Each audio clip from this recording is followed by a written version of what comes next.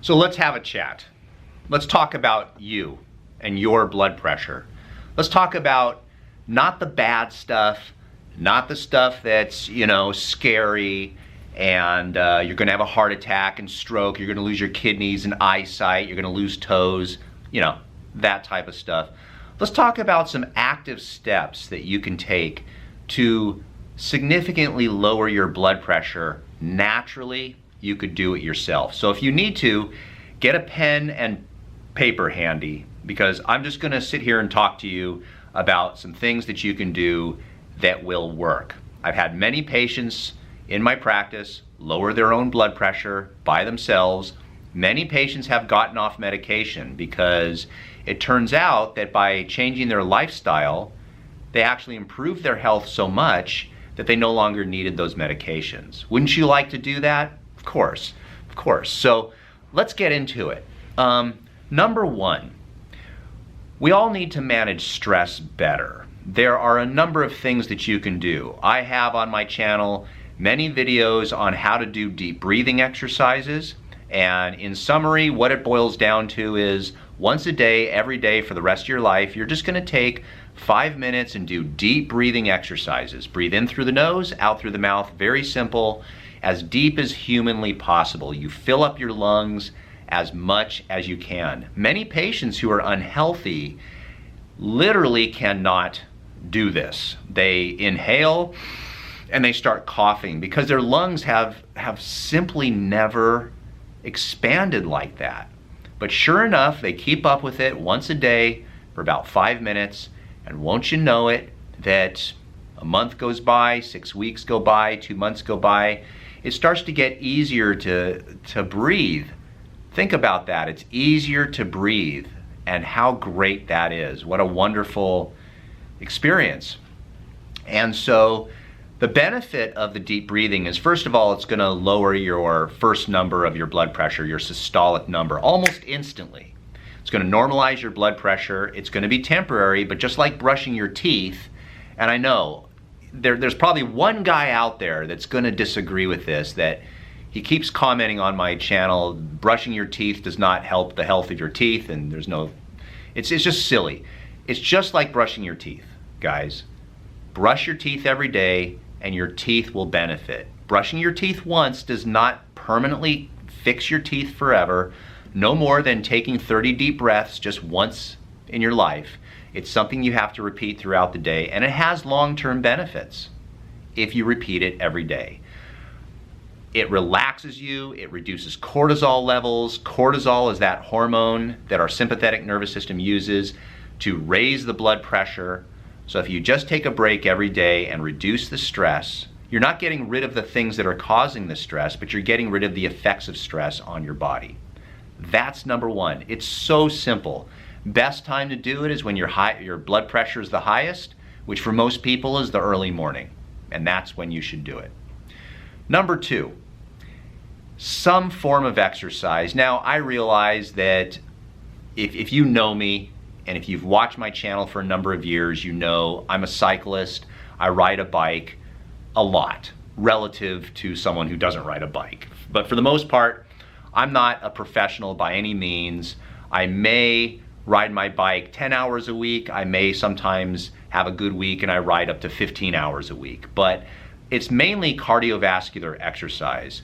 There is a tremendous amount of research that shows that cardiovascular exercise, and I'll explain this in a minute, reduces your systolic blood pressure and your diastolic blood pressure. Now, what I mean by cardiovascular exercise is you start exercising, your heart rate kind of goes up, it's beating a little fast, and it maintains itself for a period of time, whether that's 20 minutes, 30 minutes, an hour.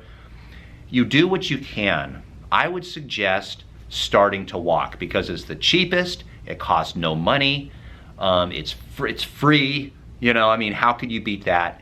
And if you can only walk 10 minutes a day, then walk 10 minutes a day. But as you get stronger, you're going to get stronger. You're going to start to be able to walk 15 minutes a day, then 20 minutes, then 30 minutes. Once you get up to 30 minutes a day, you're starting to become a rock star. Then, if you can build up to an hour a day, you're a king. You're a king. You're going to notice that your weight is going to go down, you're going to feel better, you're going to have more energy, but more importantly, your blood pressure is going to go down. It's just simply going to go down. Now, if you don't want to walk and you want to ride a bicycle, that's fine. Same concept. Raise your heart rate, keep it level at that level for a period of time. If you want to use a rowing machine, that's fine. But should you do high intensity interval training? The answer is no.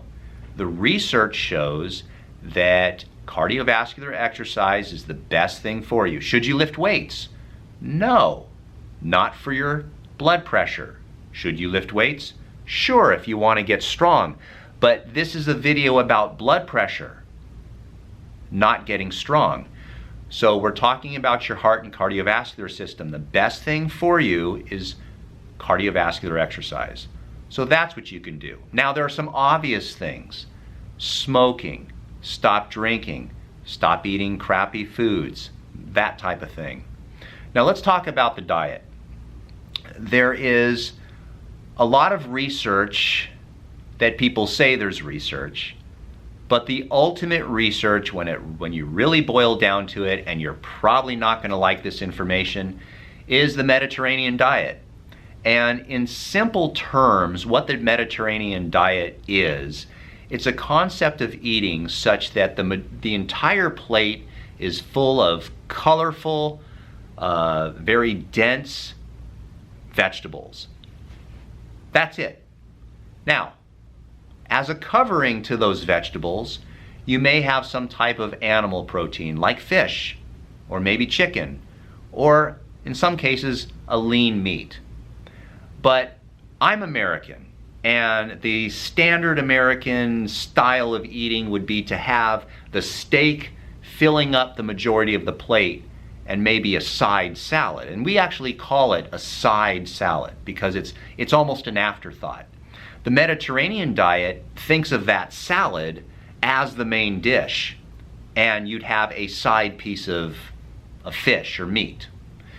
The majority of the fat comes from olives, olive oil, avocado, that type of thing, monounsaturated fats. If you can eat that way, I'm just going to say 80% of the time, you're going to significantly lower your systolic blood pressure and your diastolic blood pressure. I mean, it's insane to think about that if you did these things, you're going to have a tremendous benefit in your life.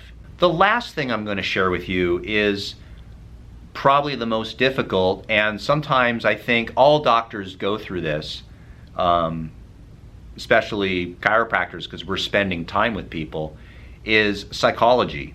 Psychology is huge. Stress. You've heard stress is a killer, but in science we don't think much of stress. We don't think much of stress. There's not a lot of emphasis on stress reduction. There's not a lot of emphasis on managing stress, having an attitude of gratitude, having a life where you just don't seem to worry, you don't seem to have anxiety.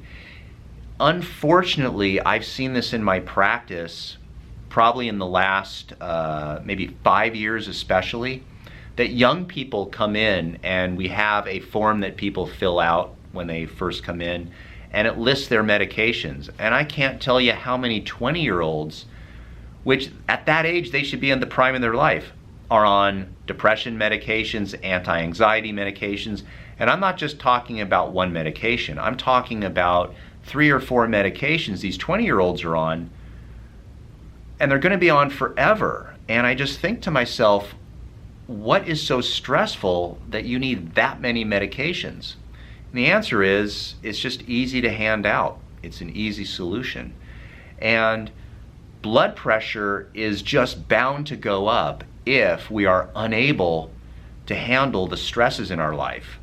My suggestion would be to read a book that helps you manage stress. I'll put some links down below in the description area, and maybe, if I remember, I'll put them in.